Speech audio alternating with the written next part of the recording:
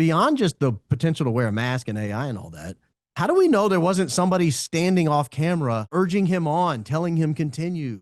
Back to Lance Twiggs, you say he's wild, but we didn't actually see live testimony. It was recordings of him. We don't have real evidence of him. Why is that allowed?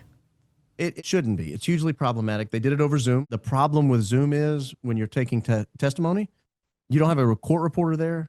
We don't know if it's been edited. We don't know if there's some AI footage. We don't know if it's been dubbed over. Like, we have no original third party who's on the outside looking in saying, I can vouch for that's what was said. That's what happened.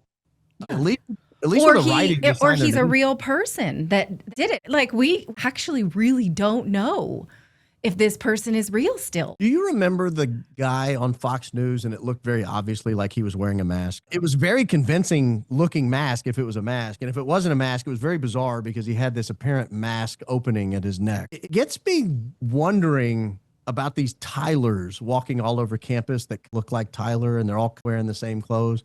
How do we know that's him? You don't have his DNA anywhere. You don't have him doing anything. You just have a guy wandering around. You're like, oh, that's Tyler. I promise you that's him.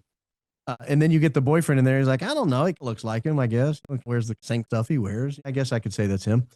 Same thing with Lance Twiggs.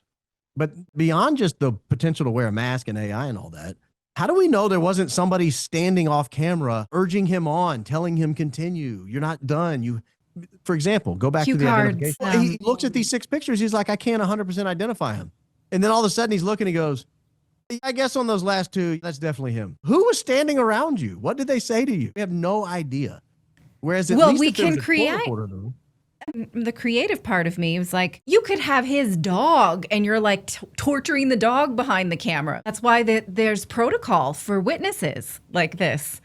So we don't know who's coercing him, what's the motive, if he's actually a real person. These are all extremely reasonable questions. And that's why I can't imagine you and I, if we're deposed for even a civil trial, we have to go.